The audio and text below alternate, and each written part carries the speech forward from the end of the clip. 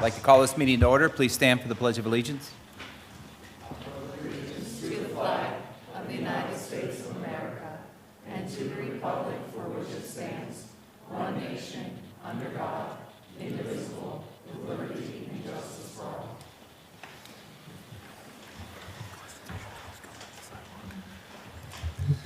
Mr. McCausland, can you please take a roll? Mrs. Feist. Here. Mrs. Headley. Here. Mrs. Hoppy. Here. Mrs. Janasek. Here. Mr. McGregor.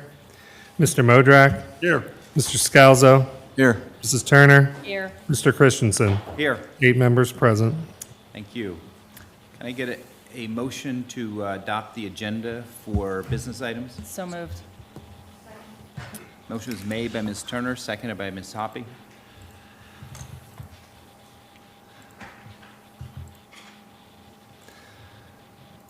Sorry, Kevin.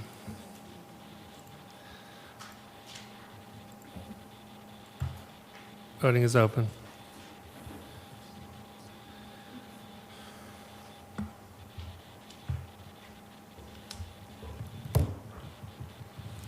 Mr. McCausland, I'm yes. Thank you. I'm unable to join the meeting, though, for some reason. Mrs. Feist.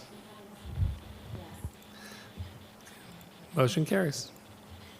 Thank you. Can I get a motion to approve the minutes from the March 12th facilities meeting and yada, yada, yada meeting? Second. Okay. Second. Okay. Motion was made by Ms. Janasek, seconded by Ms. Hoppy. Voting is open.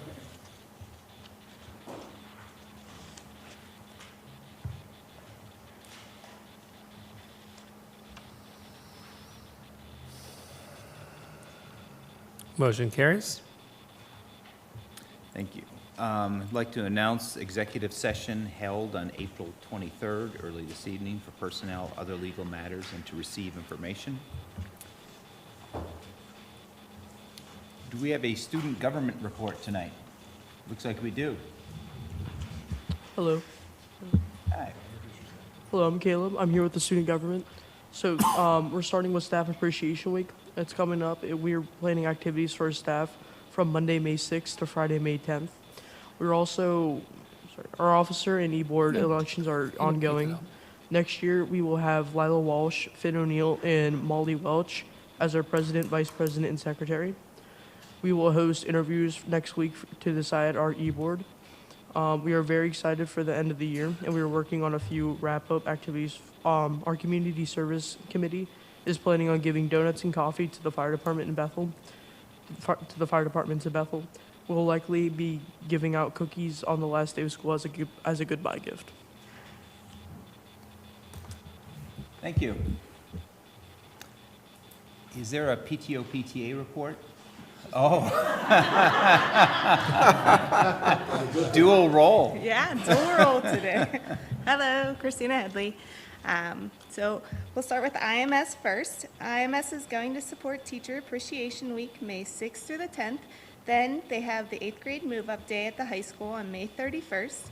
They're holding elections for the 2024-2025 board at the PTO meeting on May 6th. Neil Armstrong just finished their color run, which was a lot of fun for the students and parents. This is one of our favorite events of the year, and it never disappoints. The kids were colored, so colorful, they love it. Thanks to Ma and Pa's Country Kitchen for their sponsorship. We are excited to celebrate staff and student appreciation in the next few weeks. May 2nd, we will have Go Green Anti-Bullying Assembly, which will feature anti-bullying techniques while the performers are doing BMX tricks. We also have fun days planned at the middle of May with inflatable games and much more. And then we also have elections that start for 2024-2025 board positions for May 6th at 7 p.m. at Neal. Lincoln just finished their annual science fair and art expo with over 80 submissions, and they had author Jeed Reedy, I'm sorry if I mispronounced that, visit for an amazing assembly.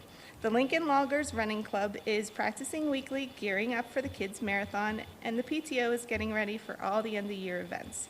Teacher Appreciation Week, a glow party dance, field days, 4th grade parties, and their accelerated reader end of the year walk, assembly, and Wild Things game. William Penn, April has been a fun-filled month, which started off with a book fair, and then they had an amazing night at their science and art fair where students got to display their science and art projects. They also have put in 5 weeks of Penn Pacers Running Club preparing for the kids' marathon. George Washington's We Run Club is full swing with their Montour Trail runs this Wednesday evening. Preparations for the Spring Talent Show are happening for May 2nd.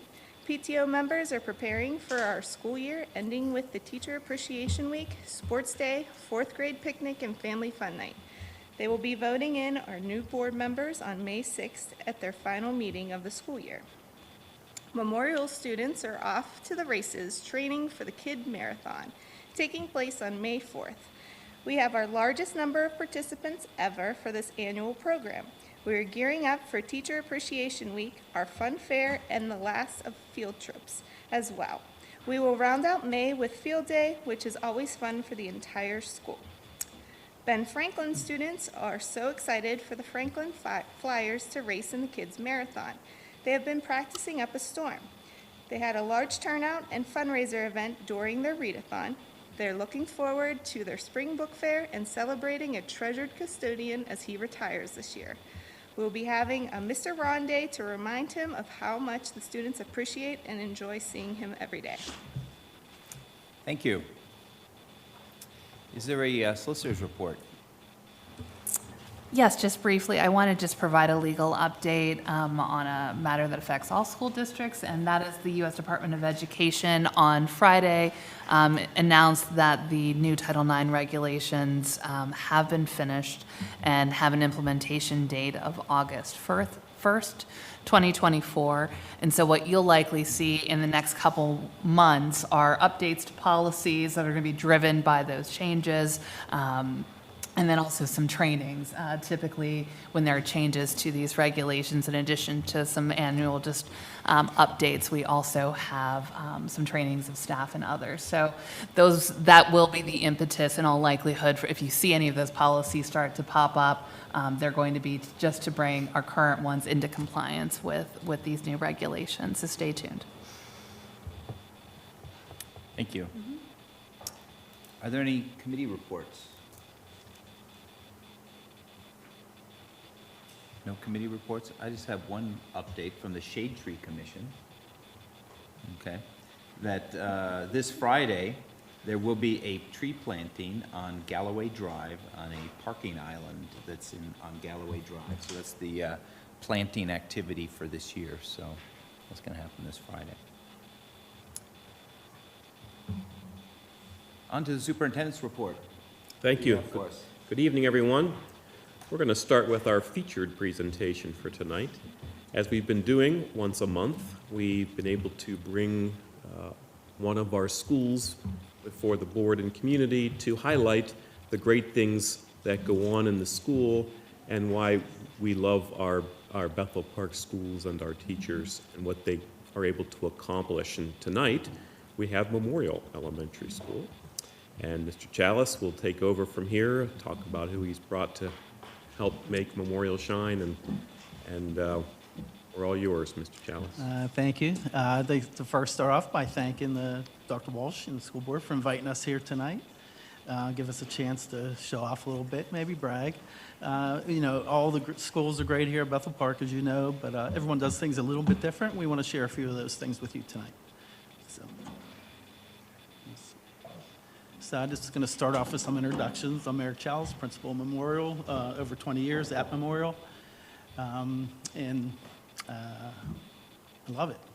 So thank you for that. Jessica Nowark, she's our MTSS specialist. She's one of our newer teachers. That's a new program we're doing this year, and she's going to share a little bit of that with you tonight. It's a wonderful program. She's doing a great job with that. Ms. Toddy Reese, I didn't realize it was this long, but veteran teacher, 31 years at Memorial, 31. That's amazing. So her expertise are valuable to the building, to us, and here tonight she'll share some things with team teaching with you. Brittany Wachowski, she's been teaching for a while. She was at Washington for a little bit, and then she's been at Memorial the last couple years. She's a fantastic addition, a positive aspect to the building as well.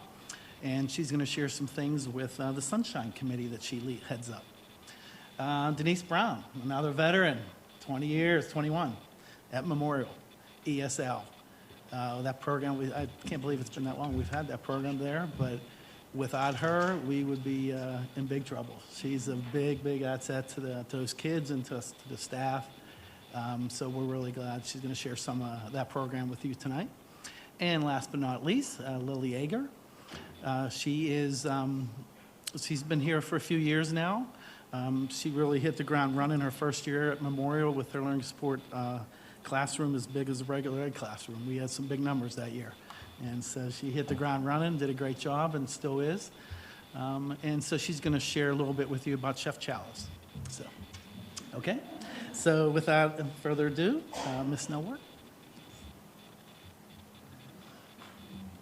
Hello. I am Mrs. Noark. I am our MTSS math specialist. We have welcomed MTSS at Memorial with open arms this past year. It has been a change for our staff, but they have been wonderful. We do daily collaboration as a team with Mr. Chalice, with our parents and guardians, just to ensure that we are providing the absolute best for our students. We're ensuring that they are at the right tier of support, whether that be tier 1, tier 2, or tier 3.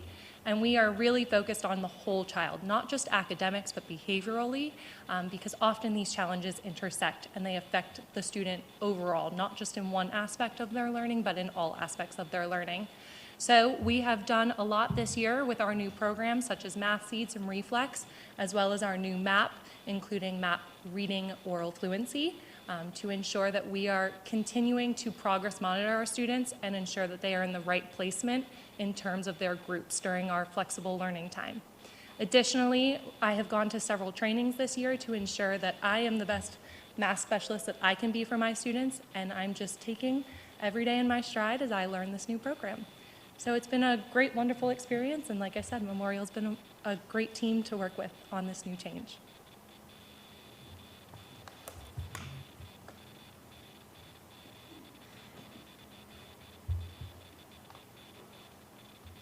Hello, I'm Toddy Reese. Apparently I won the door prize for being the oldest person at Memorial School to present tonight. I just wanted to talk about team teaching a little bit, although I'm not doing it currently.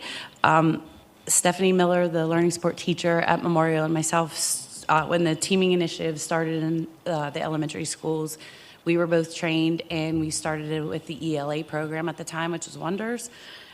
We then decided to switch to math and just give it a try. Loved it. Because of scheduling constraints and the sheer number of learning support students that we do service in 3rd and 4th grade at Memorial, we were unable to do it this year, unfortunately, but we plan to do it at least in math next year, and depending on the adoption of CKLA, we might see Mrs. Miller in my room all day except for social studies and science. We wanted to point out a few of the benefits that we have found with team teaching. The learning support kids are with all of their peers instead of just the few kids that come out of my classroom or the other 2 classrooms in 4th grade. It allows us within the classroom to have 2 to 3 groups. If we utilize the para, which we do often, we're able to have 3 different groups of kids, and we switch that, not just leveling. We committed to all levels some days. It just depends on the concept. We might start with direct instruction, break off. Long division is the nemesis of 4th grade, so you're sweating if you're doing it by yourself. So it's nice to have 2 other sets of hands to help you with that kind of thing. So you might go into groups with that kind of thing. Differentiation and flexible grouping becomes a lot easier with the team teaching concept. Small group testing, it's great because we can have an independent group in my room. We can also have, I have 2 U tables in my room where we can have up to 3 students each of those and send students to her room with supervision during a test. The learning support students gain confidence with this whole concept. Again, being with their peers and just feeling like a part of the group instead of, leaving the room, like the elephant in the room kind of thing. It allows us for a lot of extension activities for kids who master the concept at that current time, and also allows for remediation for those that need it. We also have been able to do a lot of Friday classes to review and station work and things like that. So team teaching, I can't say enough about it. I'm excited to get back to it next year in one or both subjects. So thank you.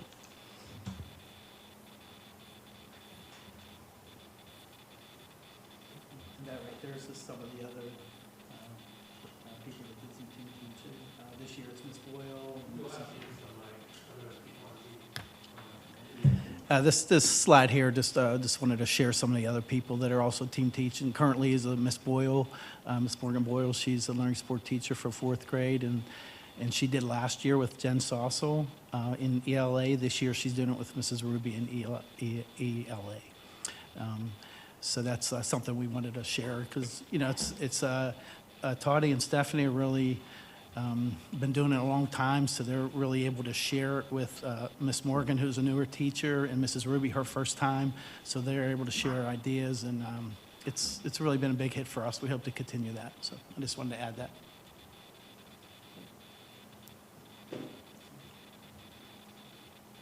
Hello, my name is Brittany Winkowski, and I'm a 2nd grade teacher. I'm here to talk about Sunshine Committee. So, why did we form this? I do want to give a shout out to Stephanie Miller, Sherry Alsop, and Jessica Noark. They also are in this committee. And basically, as educators, we, day in and day out, we have a heavy load. And we just wanted to spice things up, strengthen relationships among staff, and boost staff morale. So starting off, we have one program that runs whole year, and that is Secret PAL. So Sherry Alsop and I sat down and basically anonymously paired everyone to have a secret PAL. Once a month, if you are participating, you are to gift your secret PAL a $10 to $15 pick-me-up like little present. Sometimes we have themes to go along with this, and the fun part about it is it's secret. So it's like, can I make it to their mailbox? Can I make it to their desk before they get here?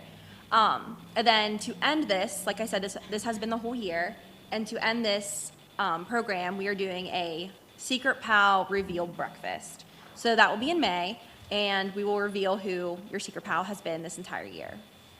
A few other examples. We did an elf hunt around Christmas time, and there were hidden elves all around the school, and basically you had to try and find the most. The winners won gift cards, and it was very competitive. Like, teachers were running up and down the hallways, and it was a lot of fun. For Valentine's Day, we did Find Your Match, or like Find Your Lover. And basically this was like, teachers came in and they all had a picture taped to their door. So once we got on and explained the whole thing, they had to go around the school to all cafeteria workers were included, our janitors were included, and find their match. For example, if I had Mickey on my door, they had to find Minnie. So it was a lot of fun, and staff were running around, and it was a race to see who could send their selfies first. So my phone was blowing up, and once again, we had winners. Our most recent one was St. Patrick's Day, and we did a scavenger hunt to find gold coins. And this was like a everybody wins type of activity. So they went around to certain spots in our school following these clues. They collected coins, and then they turned them in to Mr. Chalice, and they got a lottery ticket. So basically we're here just to bring a smile, bring some sunshine to our daily in and out, like Monday through Friday. Wonderful jobs. Thank you.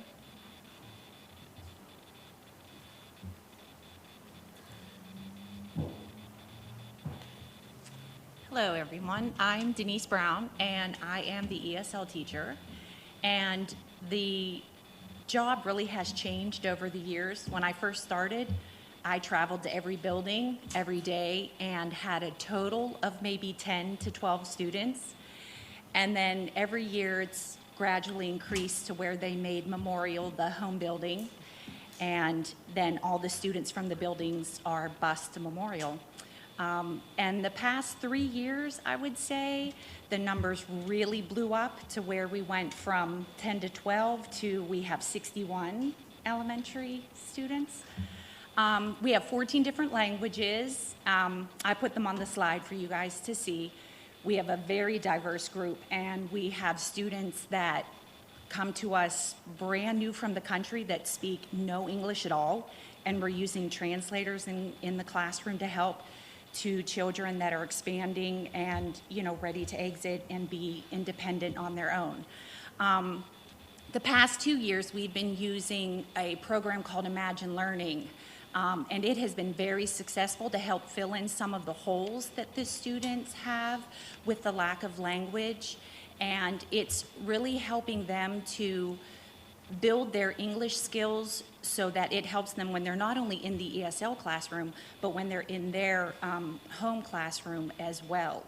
It kind of picks up some of the things that I can't get to because there's a group of 19. So it's been very beneficial to all of the students from kindergarten through 4th grade. And then finally, I just wanted to say, the students are so successful just because of how well we all work together. There's a lot of collaborating and a lot of support that's given, not just by the teachers, but Mr. Chalice, Mrs. Morrow in the front office, because she has to interact with the parents who a lot of times have no English themselves. So we're using translators and talking points. So the school nurses, it's a team effort, and it's been a pleasure to work at Memorial because I just think we really make a difference and really make the children feel included and accepted, and they really do succeed. So, thank you.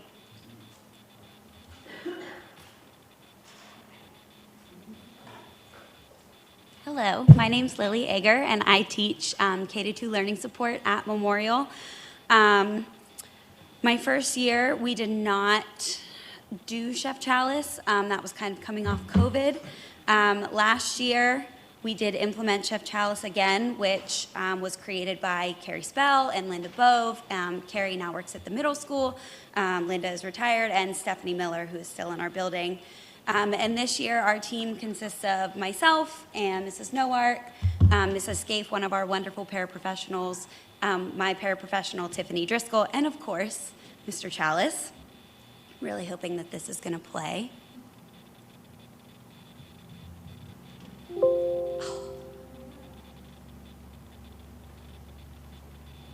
Let's see. Oh, no. No.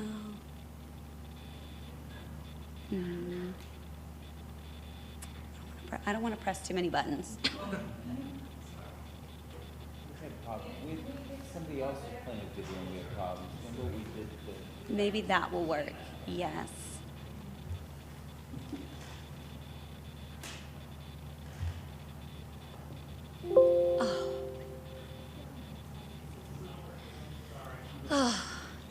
Unfortunately, it is a video of our wonderful Chef Chalice introducing our weekly food. So what Chef Chalice is a healthy eating initiative. At the when we start this, we start it in the second half of the year. Teachers sign up for their date and a different and healthy food choice that maybe students haven't tried. So we've done jicama, we've done dragon fruit, we've done pomegranates. We just did, what did we just do? Olives. Olives did not go over well. That was our first unanimous dislike. But the kids don't know which classroom Chef Chalice is coming to every week. So Chef Chalice comes in from Florida with his prepared snack. He gets on the microphone. The kids get very excited. He will give a wonderful description about this new snack that they are trying, and we will surprise the lucky classroom with the snack. So we encourage the students to try it. Just a little nibble, because I know some of them are, a little nervous. We encourage just to try it. They write down what they've tried, if they liked it or not, and then this year we did create little voting sticks up in the corner. There's a happy Chef Chalice if they enjoyed it, and there is a crying Chef Chalice if they did not enjoy it.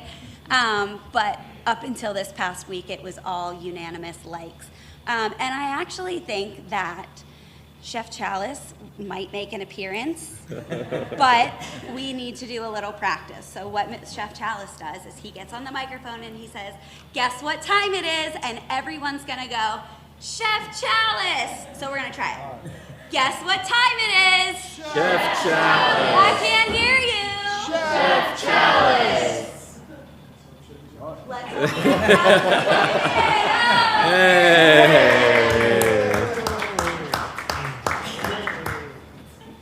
Well, let's try it again. Guess what time it is?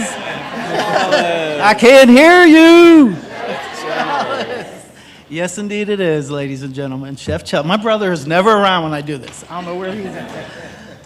But today I did want to bring a snack. We couldn't leave, Chef Chalice could not show up from Florida, by the way, without leaving a nice snack for everyone. So I just want to give you a little feed. This is we've never done this with the kids, so this is special for you. It's called Hip Peas. They're chickpea cheese puffs. Super healthy. Let me tell you how healthy. 100 calories in a serving. Here we go. 100 calories, gluten-free, vegan-friendly, no nuts, good source of fiber. They're plant-based protein, about 3 grams. Very, very low in fat, and no sugars added, and the only sugar that's in there is only 1 gram.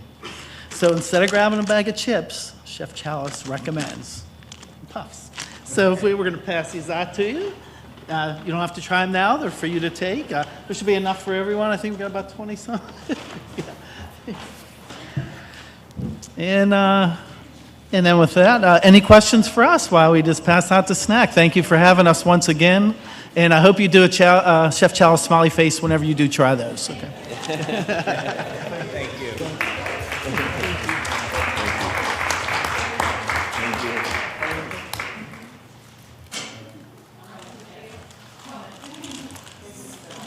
This could be bought at Whole Foods, Giant Eagle, or...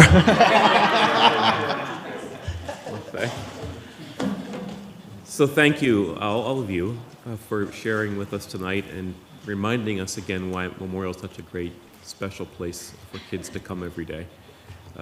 Not just for the cool treats, or the yucky ones too, apparently, but also the special services and the caring teachers and the sense of family that you've established there. So thank you for being here tonight and for reminding us again what makes Memorial great.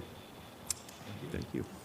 Also have some retirement on tonight's agenda that the board will be approving. As we try and do every month, we want to highlight those that are finishing their career with us as Blackhawks. And tonight, we're going to accept the retirement of Robert Broski, or Bob Broski. He began his career in our HVAC maintenance division in 1996. And he did some carpentry work, some masonry work for the district. In fact, the masonry shed down by the practice fields is a Bob Broski original. In 2008, he became head maintenance employee, and then was made a building trades specialist. He also was licensed to provide, through the health department, to provide maintenance of the swimming pool, to apply pesticides, and he also took on locksmith duties. So he was literally a Bob of all trades. One of the things that we really appreciated was some of his extra construction work, doing like building the dugouts and repairing chimneys and things on our campus. So we're wishing him the best for his retirement in June of 2024. He plays the harmonica too, if you didn't know that. I did not. Yeah. He's quite talented.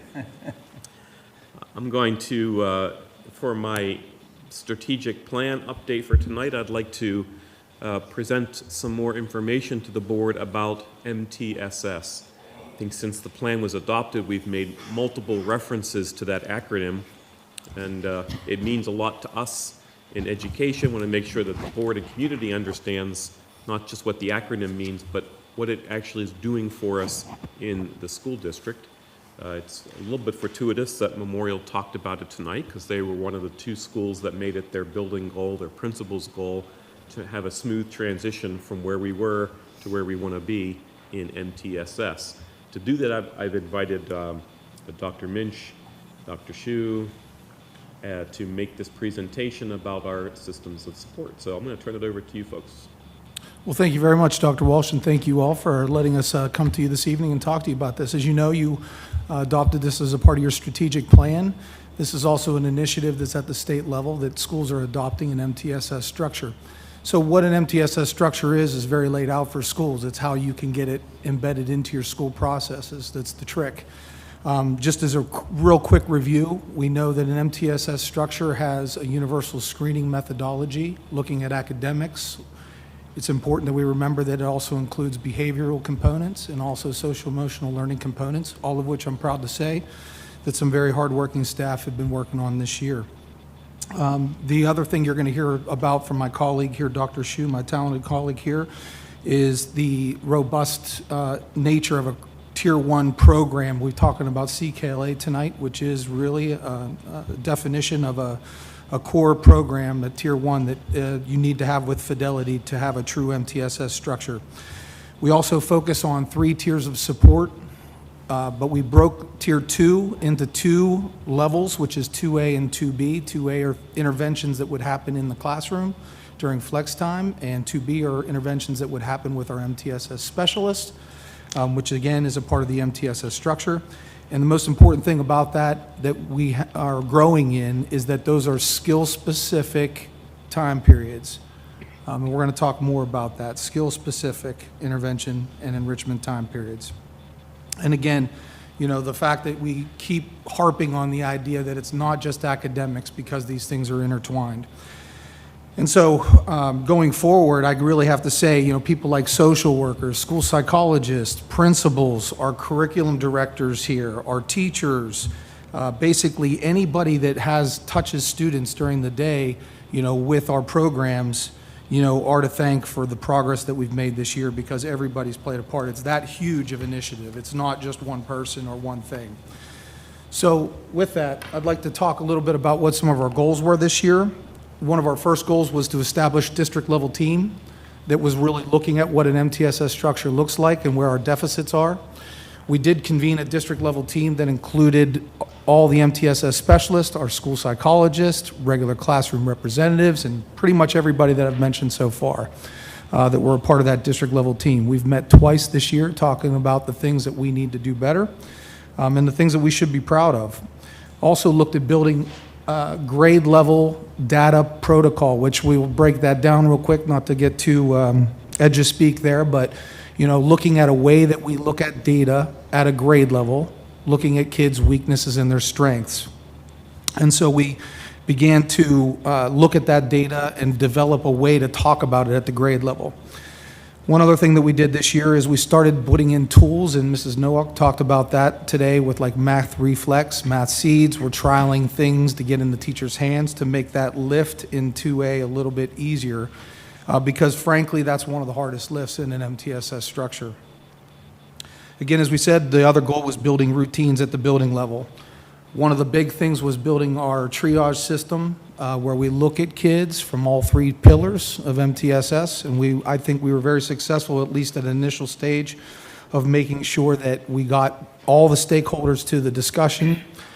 We developed a calendar that made sure we had the right people in the room at the right time, and we did, in fact, process quite a few students this year, I think more than we ever have, in terms of making sure that we were accountable to what those students needed throughout the year.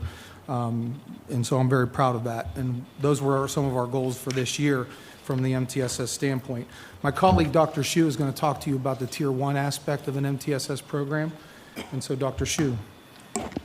So for the next couple slides, we're going to talk about where we are and then where we would like to go. And just to reiterate, because I've been called out in IEP meetings for this, when we talk about MTSS, MTS is a multi-tier systems of support. So for anybody listening that has missed that before, it is a multi-tiered system of support. Where we are, hopefully after this evening, we will have the adoption of the CKLA curriculum focused in universal design for learning and the science of reading, 2 really core backgrounds for the initiative of the state of Pennsylvania. UDL is based in supporting all students no matter where they're at. And one aspect of this curriculum that I really enjoy is it really focuses on that aspect of meeting those students where they are, so all students have access to the core curriculum. One of the other bases where we're at is a strong core curriculum is a giant step towards achieving the primary basis. With that, it also talks about having a consistent and unified core instruction for equity and consistency across all our elementary centers and buildings. We've also implemented Haggerty as an evidence-based strategy for K-2 and have really great feedback from all our instructors when implementing that. Also, we will continue working on the curriculum mapping project to ensure that we do have that consistently identified instruction for equity and inclusion across all the buildings. Where we're going next year. We're going to continue focusing on a consistent implementation with the fidelity in the CKLA curriculum, hopefully after today. We also have a goal of 80% of students meeting benchmarks. Those benchmarks include any standardized testing, including PSSAs, as well as our MAP testing and MAP fluency. We also want to establish consistent data points to collect for progress monitoring and align with tools and instruction for universal screening tools. And Ms. Nowak did talk about that, using the consistent progress monitoring and data. Again, the underlying consistency across tier is that we want unified systems in all buildings for consistency. Good. Okay, and then moving on, when we talk about the second tier, you know, when we move up tiers, we talk about moving up in terms of intensity and duration and what we're looking to support students with. We aligned our school psychologist this year on SAP days, because SAP is the triage for our MTSS system.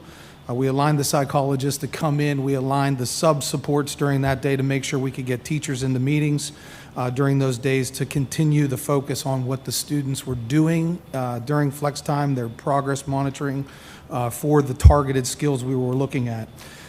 One of the big things that, you know, I don't think is a shock is then when you have 5 elementary buildings trying to build some consistency with routines. I mean, that's very difficult. It's a heavy lift. So we had some great efforts this year on just the consistent use of just even forms that are going to be consistent to help us progress monitor this program. So we really focused on that and really focusing on how to make the flex time be more skill specific. I'll give you an example of that. At the beginning of the year where we looked at math, we didn't just look at bottom students' performance in math. We looked at specifically numbers and operations. And so we're looking, you might look at a student, you might see some students struggling, but their area of struggle may be, say, geometry or algebraic concepts. It's not that we're not going to get to that, but they may be very strong in other areas. We started out with that skill-specific aspect of numbers and operations. Again, that's a hallmark of an MTSS system, not just looking at students as low performers, looking at what their skill deficit is. So where are we going in year 2? We really need to look at our flex time schedules and structures. We have a lot of competition for kids' time. I'm going to talk in the next slide a little bit about some consistency we need to build in Tier 3, but I'll wait on that. So next year we're going to be looking at some of our flex schedules, piloting some different things. And keep in mind, this is all in the idea of building towards one elementary center, where we're going to be having all kinds of different things going on. We can't get to the elementary center and have these things be the first time we're talking about. So everything is in mind of moving forward to where we're going to have more people available. I'll give you an example. So when we want to get more skill specific, when we get to an elementary center, when we have more of our specialists to draw from, now we don't just have one reading specialist to draw from at any one given time. We could have even up to 5 at one time, looking at specific skills that students need, not just because they're poor or below grade level in their reading. What specifically are they below grade level reading skills? What is their deficit? Because right now we have a hard time partitioning that off. So we're trying to build forward to that. That's one of the big hallmarks of an MTSS program, which does lead me to Tier 3. Right now, where we are is we don't have really a consistent way of delivering Tier 3 programming. Tier 3, keep in mind, is something that provides more intensity and duration than Tier 2. Right now, we have really just an on and off switch, for lack of a better phrase. We're working at ways to increase intensity for students, but along with that comes creative scheduling, which brings me back to the idea of the flex schedules that we're going to look at for next year. We're going to be coming together for a third time as a district-level team to look at that specific aspect of a Tier 3 program that we're kind of not there yet with. And then, of course, one of the big things is talking about our intervention programs and getting consistency in that as well. You know, why we choose things for a Tier 3 program as an intervention, multimodal reading instruction. You know, why Sunday? You know, why Wilson? So those are things that we really need to start ferreting out while we're doing those and not the other.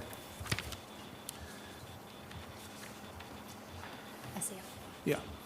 So again, I'm not going to not mention social emotional learning because we really believe it is a part of our MTSS framework. As I've talked to many of you before, our social workers are really been a great asset to our school buildings. The board gave us the, dare I say, luxury to have that kind of support, and I appreciate that. They've been hard at work at our buildings doing second step lessons. We did pilot the zones of regulation in 9 first grade classrooms.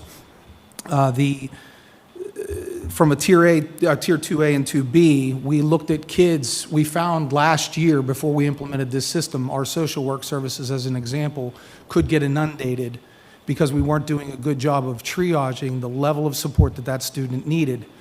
So what we were doing is we were coming into a situation where we were just flooding the market there and not able to do a really good job consistently. So we really worked hard this year of talking about, is this kid as a student a 2A student? Are they a 2B student? And the difference there is, are they a student that needs social group or maybe some other type of group that we offer, such as an anxiety group? Are they a student that needs one-on-one but not every week? So we started really partitioning that out. And what we found was we were able to more seamlessly deliver some of these social and emotional learning supports. And of course, at a Tier 3 level, we're doing one-on-one like all the time, once a week or more. So next year, what are we really looking to do? We're looking to take the past data and we're really looking to up our game in terms of how we deliver second step and what the past data is telling us. We did some of that this year, but we're going to bring that to a new level next year. And we're going to really rely on our social workers to help us get zones in all those first grade classrooms. We had our teachers doing it this year, but I think we all agree that next year one of the top priorities in an MTSS program is consistency and quality in a Tier 1 adoption, which CKLA is, and we need to get their focus on that CKLA next year. So from that standpoint, we're going to work on this goal, but we're going to probably tap into our social workers to an increased level. Basically, we are just upping our game there, and next year we plan on also using the past data to help us triage students up the ladder of support in the 2A and 2B and even into the Tier 3 level. My colleague's going to talk to us a little bit about the behavior pillar. We've made some great strides thanks to the Franklin staff, so Yeah. Dr. Shu. Absolutely. Where we're at right now is this year, Ben Franklin piloted the school-wide positive behavior interventions and supports. That's what PBIS stands for. And if anyone has ever stepped foot into Franklin, and they did have also their presentation heavily focused on it, is their SOAR program, which stands for Safety, Ownership, Attitude, and Respect. It is throughout their building, really focusing on those positive interventions and not punitive ones. Where we'd like to go next year for that component for a Tier 1, and again, that's for all students. All students get their SOAR pledge. If you're in the building on a Friday, you hear it. It's great. You cannot be in the building and miss what they're pushing forth as far as school-wide interventions. Adding other schools to the school-wide intervention, having their pilot programs. Again, we want students and teachers to be exposed to these before we move to a whole center, so it's all not new at one time. We also want to establish more teams. We also want to develop more explicit lessons on the desired behaviors for students. Where are we seeing students? I can personally say I sit in a lot of meetings about coping skills, so probably working on some of those and very specific lessons, utilizing, again, our social workers. Our Tier 2, Tier A are more focused skill groups to support that regulation, those coping skills, and explicitly teaching of those behaviors. We found in a post-COVID world that those behaviors that we once students picked up inadvertently truly need to have that explicit instruction. Moving forward, we want to teach our social workers, that's the EPIC staff, on those behavioral interventions for classroom use. We also want them to be more proactive and no longer just reacting to any behaviors that occur. We want them to push into support staff, so they already have those developed relationships with the staff and the students. So if they would need additional supports, they're already there and familiar with it. Also, and into Tier 3, we want to continue using development of individualized behavior intervention plans. In the MTSS model, you do not have to be a special education student to have an individualized positive behavior support plan. That might be a part of an intervention towards that, but that does not necessarily just for special education students. We also want to continue the use of these positive behavior support plans and provide more professional development and supports for those teachers that need to development.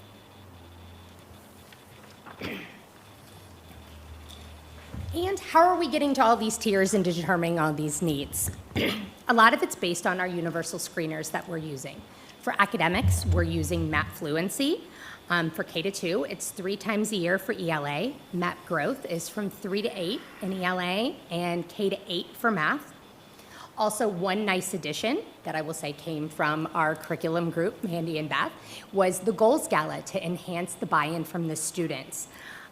It was awesome. The students really bought into learning and understanding both their strengths and the needs to help have some self-awareness and self-advocacy for where they needed to go and grow.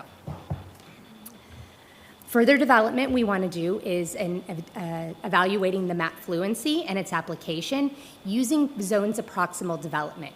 Even as most recently as today, the reading specialist vetted some ZPT activities through the Florida National Institute for Reading Research in looking at what would be best activities for small group instruction for that 2A tiers. So Dr. Minch has done a really great job with moving that forward with the zones of proximal development. Social emotional learning, we're using the PASS as an indicator to note that this is not a screener. Also continue to use the BESS for Tier 3 and Tier 2 levels.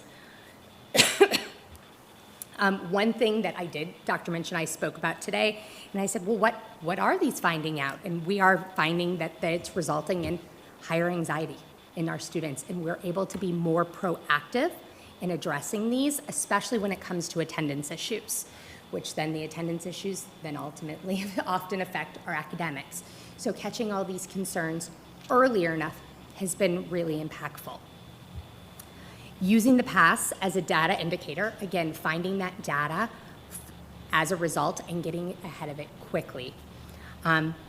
Also, twice this year during in-services, there is a support team group has come together to analyze the disciplinary referrals, the grades, the attendance, and to look at student trends.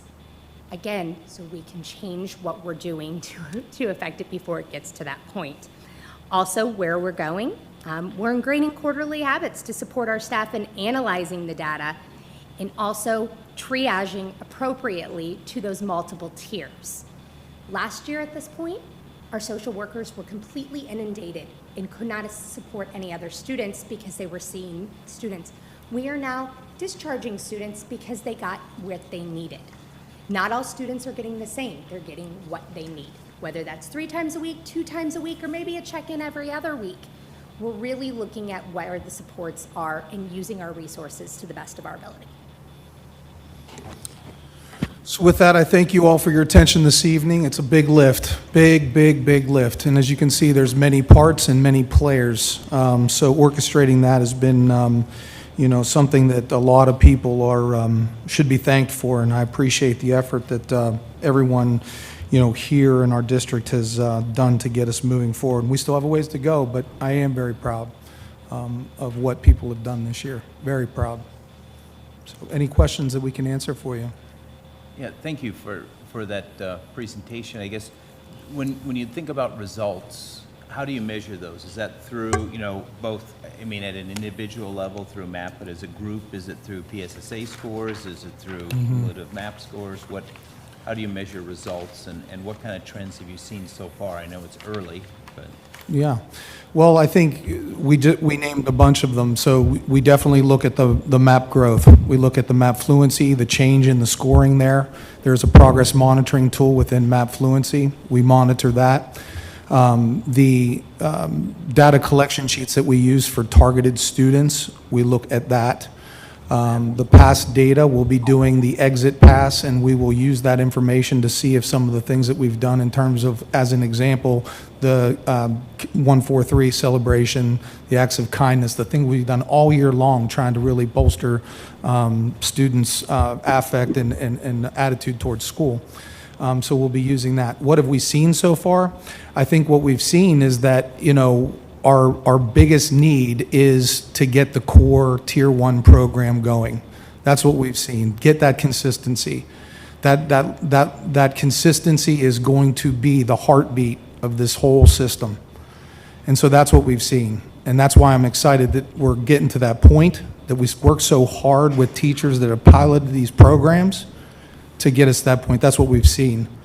And one thing we have also seen is the need to get more consistency and alignment in what the data shows us, to what our strategies are, and to how much time we devote to it, and get that in alignment. We've seen that, and that's why we're looking at that flex scheduling.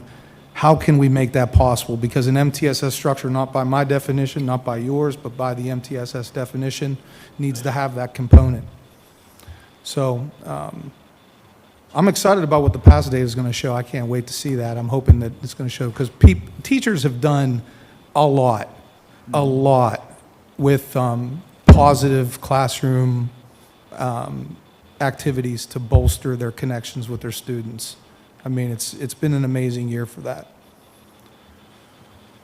It'd be interesting to see the results. I mean, I know it's early, first year, but it'd be interesting to see the results, and then, what kind of changes, investments, whatever we need in terms of changes to make sure that we're getting the most out of it. Yeah. Nice segue, thank you. I'll tie it in. Yeah. Mr. Mitch, we earlier talked about the agreement program we had with Auberly on the SNAP program, and you made reference to the conclusion. It was a very good program. Can you give us a quick summary of what was involved, what took place, and your thoughts of the program? Yes, and I will openly say Mr. Modrak, contacted me about a program that he had some connection to hear about, and so Auberly has a program called SNAP. It's a program that really looks at students and families holistically, and one of the great things about this program is that it's not student-centered solely. The program, I'm sorry about my peas, I'm blowing this microphone up with all my buzz, I'm sorry. The program itself really brings in parents to have that conversation with their students. They do things individually. It builds community in the parents, and it looks at things that basically all of us have that happen to us. It's just some with more frequency than others. And it lets parents know that, hey, you're not alone. And we graduated 12 students from the program this year, which was a great first year for it. NAMS was very kind to let us use their facility. Megan Matetsik, that is the director of that program. Mr. Leiden at the Auberly, at Auberly was able to bring us that program, which usually we have to send students to the program. We were able to bring that program in-house, so the parents only had to drive 5 minutes instead of 30, 40 minutes. And the parent feedback was very positive. And I'm looking forward to next year, where I'm just hopeful that the word of mouth will spread. And those are the kind of things, again, that's like a tier 2 type of thing, right? You're offering that out there for people, and it's been real positive for us. So something obviously you just said, we wouldn't want to continue, we just want to Yeah. get more support.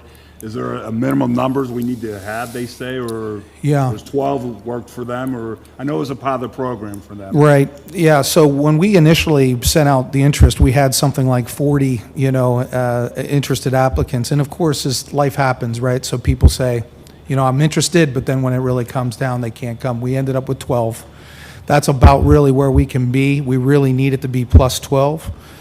Generally, they operate in groups of 6, so they go with age levels. So, it's like up to 11 years old, but they don't put 11-year-olds with 6-year-olds, so they break that up into groups.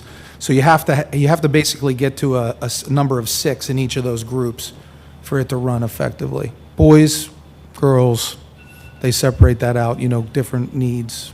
And the information will be on our website as it was last time? Yeah, I'll get Promoting again. information posted there. Yeah. Thank you, Dr. Mitch. Appreciate all the information. Good Yeah, job. thank you. Thank you so much for the presentation and all of the work and all of the excitement, not only you all are doing, but across the district. I'm thrilled. I was thrilled to see Katie Novak quotes. Thank you. I'm so excited about all of the wonderful things that we're bringing to this district and using the data and making plans and intervening early and doing the ABCs, attendance, behavior, course completion, all the things.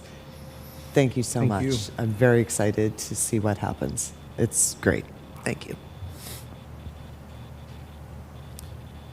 Okay, Mr. Cromie, we're going to turn it over to you. You have 5 big things from last month. Okay, this is time for our 5 big things. As you know, there's always many more than 5 wonderful things happening at Bethel Park, but we have to pick 5, and we chose these 5. The first one that we chose was, of course, the solar eclipse. That was such a big story. On April 8th, the skies above Bethel Park were illuminated by a breathtaking celestial event, a near total solar eclipse. Western Pennsylvania was 97% in the totality. Leading up to the event, the anticipation ran high as preparations were made to ensure a safe and educational experience for all. Despite the eclipse coinciding with regular school dismissal times, educators at Bethel Park Schools seized on the opportunity to engage students in eclipse-themed activities, fostering a deeper understanding of this extraordinary cosmic experience. My own 8-year-old boy, he asked me to explain. He said, "Daddy, can you tell me what an eclipse is?" And I said, "No, son." Okay.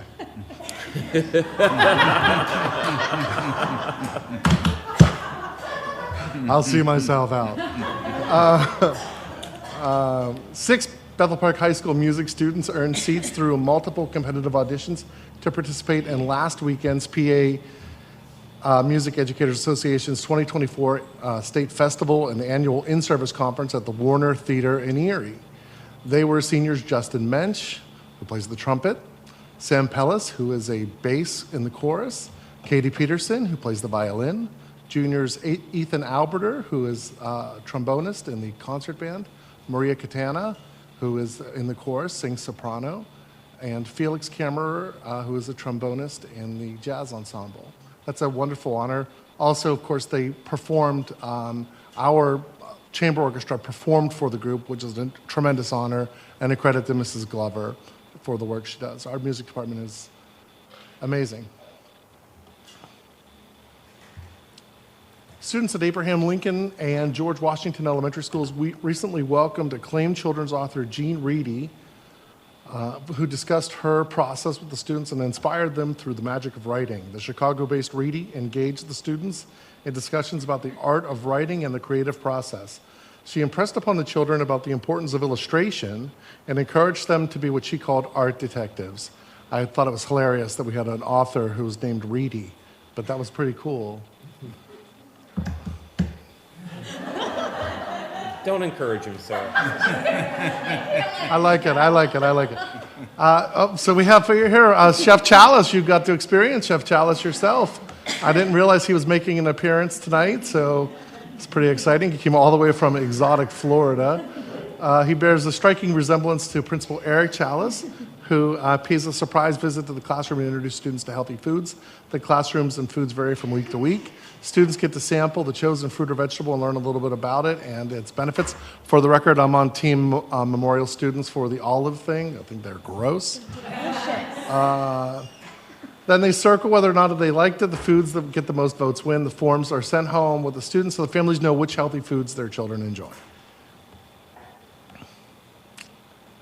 Bethel Park alumna Claudia Huber, who's from the class of 2020, recently helped present a water safety bill backed by Representative Natalie Mahalik to the Pennsylvania House of Representatives in Harrisburg. The bill honors the late John Gentile, a former Bethel Park High School teacher who died tragically in May 22 of a tragic kayaking incident. Huber was also Gentile's niece, and she did a wonderful job, and that bill is being considered, and hopefully, also April is National Low Head Dam Awareness Month, and the bill basically will force signage and extra signage around all dams in PA, not just low head dams. So I hope that they're successful with it. And those are 5 big things. Thank you, Mr. Cromie. And Mrs. Wells, you have a curriculum and instruction update for us?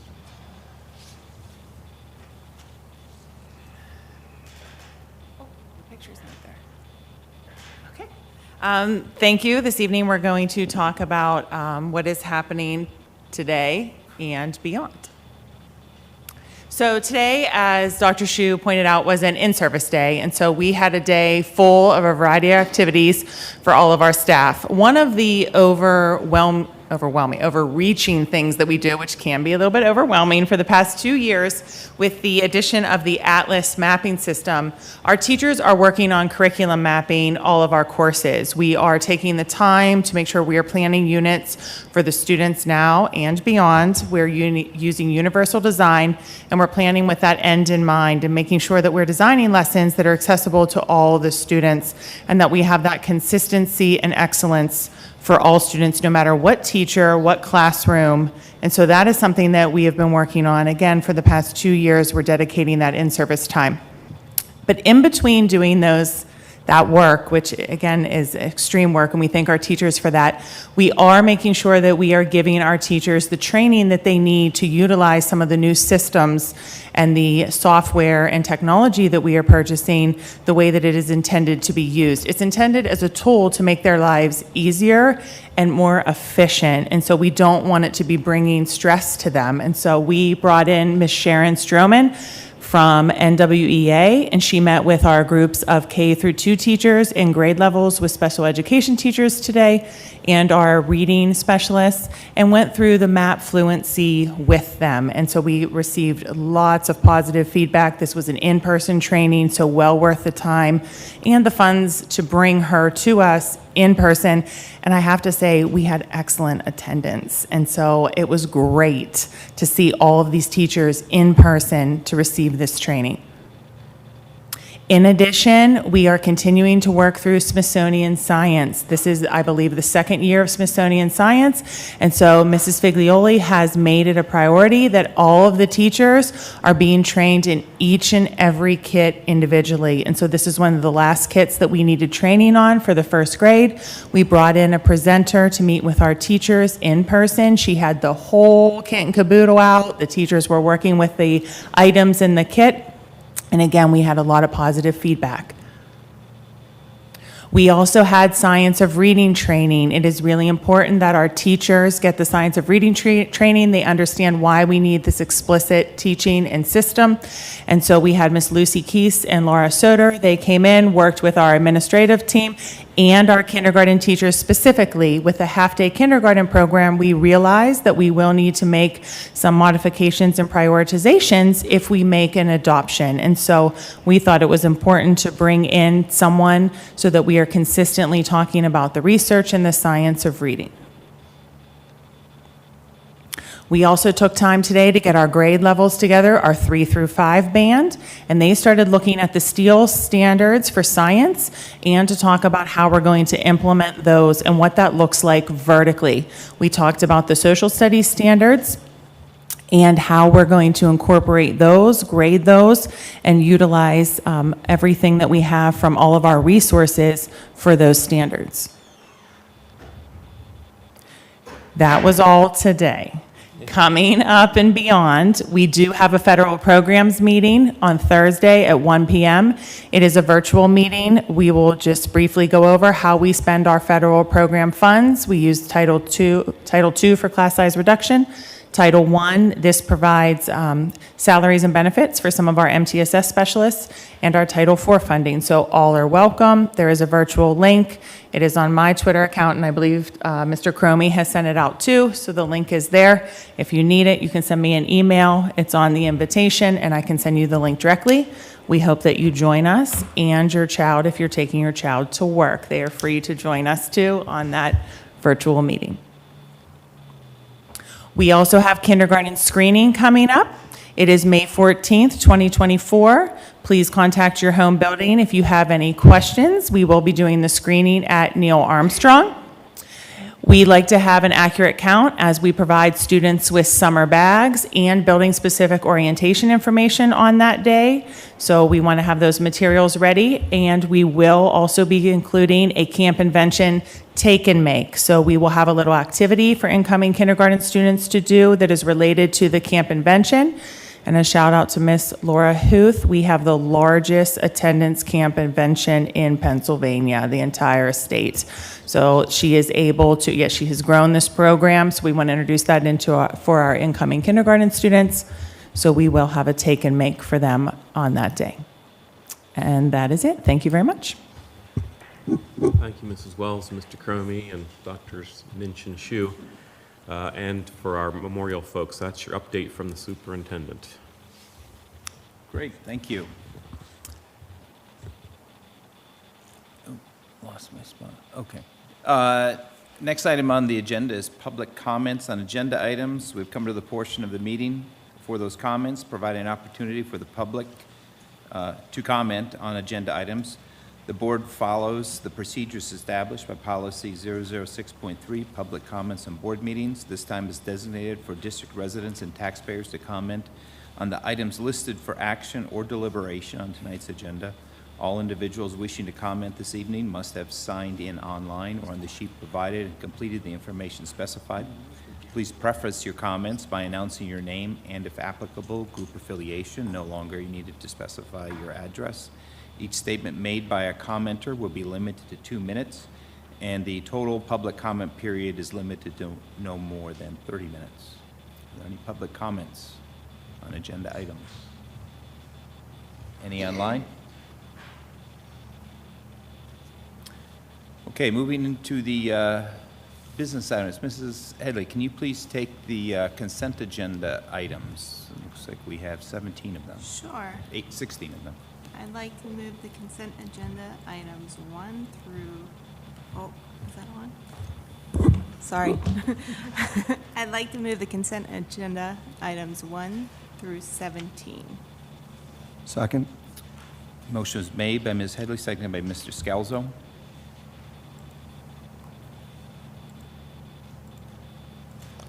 Voting is open.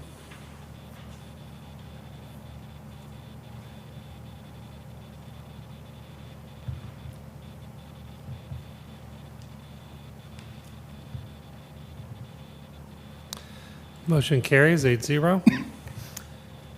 Thank you. Mr. Scalzo, can you take the 2 items under Curriculum Committee, and you might want to take those separate? Yes. Okay, item 1. The Board of School Directors approves the administration's recommendation to adopt Amplify's Core Knowledge Language Arts Elementary Language Arts Program for all students in kindergarten through 5th grade at a cost of $696,256.99. This amount includes 1 year of Amplify professional development programs and a 1-year assignment of an implementation coach. I would like to move item 1. Motion was made by Mr. Scalzo, seconded by Mrs. Janasek. I just have one question. I know this is a quote for the bill. Are we comfortable with 250 kindergartners, meaning that would be a smaller number than any other number in the K through 5 realm? Yes, so because we're doing a 6-year purchase, we will actually have 1,500 kindergarten books from which to pull through for the 6 years. So if we, for some reason, if we would have a lot of late registers for kindergarten and be at our 300, we have enough books. We have 1,500 to pull through for the 6 years. And then if we do get to the end of 6 years and we need to buy an extra 50 or something at that point, we would need to do that rather than pre-ordering books for a number that we don't know exists That was how they explained it to me, was the best way to do it, because we have 1,500 at that grade level. Okay. I just wanted to make sure, because as looking through this invoice, we were at, some much larger numbers, almost over 100 more in some grade levels, so. We're currently at 232 kindergartners. So again, I welcome everyone to register their student now so that we can have accurate numbers, and if need be, we can up that, but we're at 232. Okay, I just wanted to make sure, like I said, it was way tremendously off. Thank you.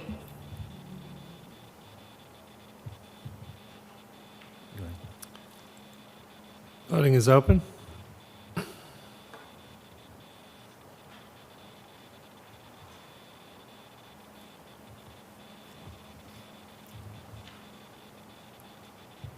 Motion carries 8-0.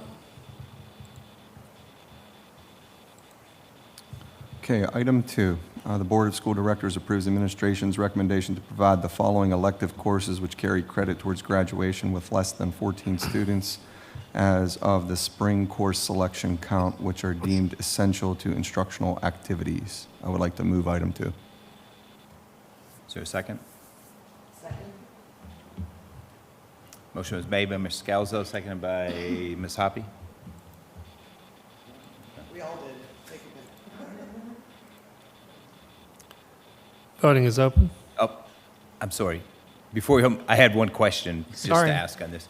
So there was a list on these courses of those that, hold on here. This is the one that,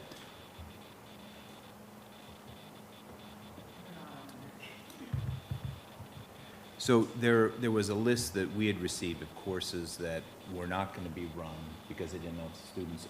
Is it our intent to remove those from the course catalog also? Because I think it'd be interesting to know how many courses keep appearing on this classes we're not going to run because interest is low, and are we weeding those out of the course catalog so, we don't perpetually get 3 students to register and then we end up cutting it? So we don't have that criteria. We've worked from the assumption that the course catalog can be as robust as it needs to be, because we're only going to offer what students want any given semester, any given year, and their appetites have kind of waxed and waned on some of these programs over the years. So we take it out now, but could be a hot offering 5 years later. The Curriculum Council does have a means by which departments can recommend courses to be dropped from the course catalog and removed. To this point, we haven't entertained with any conversation about what should we look for, what would be the criteria to justify its persistent lack of interest. And we can talk about that as a council in the fall.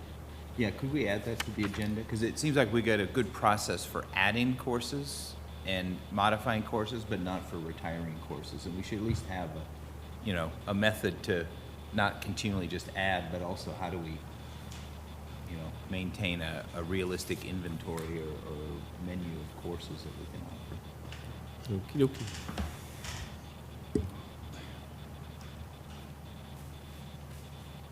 Okay, yeah, sorry. It's all right. Voting is open again.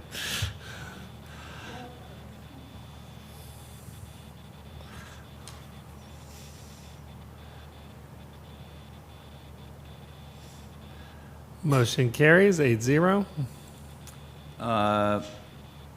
Mrs. Feist, can you take the 9 items under Personnel Committee? Sure. There are 9 items under the Personnel Committee to move to the consent agenda, if that's okay. If anyone wants me to read them, I will. You'll just They're not moving to consent. you'll just You're take action on all. Oh, You're just going to sorry. move to adopt. See, this is what happens when I do it. Move to approve, sorry. Thanks. So the motion is made by Mrs. Feist, seconded by Mrs. Turner. Any questions, comments? Voting is open.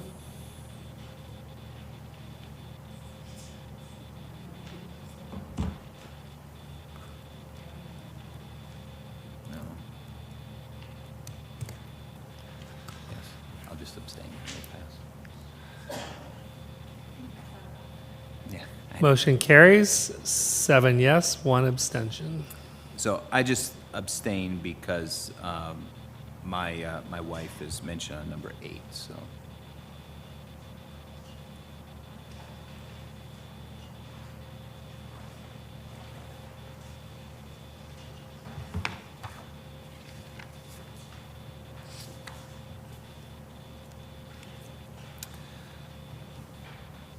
So that's the end of our voting items. So we again come to the next opportunity for public comments. At this time, commenters may speak about items of concern or other matters involving the school district. Each statement made by a commenter during the second comment period will be limited to 2 minutes, and the second comment period will be limited to no more than 30 minutes. Any public comments?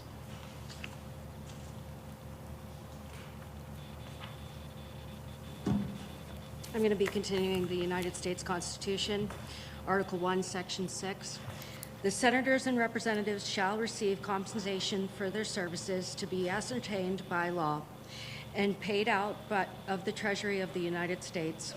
They shall, in all cases except treason, felony, and breach of peace, be privileged from arrest during their attendance at session of the respective houses and in going to and returning from the same. And for any speech or debate, either house, they shall not be questioned in any other place. No senator or representative shall, during the time for which he was elected, be appointed to any civil office under the authority of the United States, which shall have been created, or the emoluments whereof shall have been increased during such time. And no person holding any office under the United States shall be a member of either house during his continuance in office. Section 7, all bills for raising revenue shall originate in the House of Representatives, but the Senate may propose or concur with the amendments as on other bills. Every bill which shall have passed the House of Representatives and the Senate shall, before it becomes a law, be presented to the President of the United States. If he approves, he shall sign it, but if not, he shall return it with his objections to that House in which it shall have originated, who shall enter the objections at the large on their journal and proceed to reconsider it. If after such reconsideration 2/3 of that House shall agree to pass the bill, it shall be sent together with the objections to the other House, by which it shall likewise be reconsidered, and if approved by 2/3 of the House, it shall become law. But in all such cases, the votes of both houses shall be determined by yeas and nays, and the names of the persons Excuse me, voting. Mrs. Yeaman, you'll need to wrap up. Thank you. Any other public comments? Any online? Nope. Any board comments? I would like to wish the music department a very successful and safe trip to Chicago on Thursday. Dr. Minch, take good care of our babies. We each have seniors on this trip, and so I wish you all a very lovely time in Chicago. Any other comments?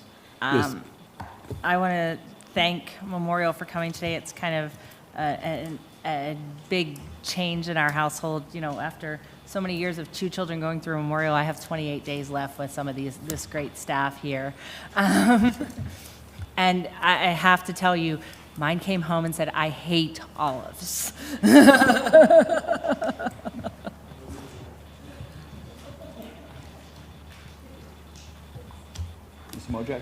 Yeah, just this is on a sad note. A former employee of the district and Bethel Park police officer, a gentleman by the name of Ron Evans, had passed away recently. Ron is a beloved member of the community, Mr. Bethel Park all the way.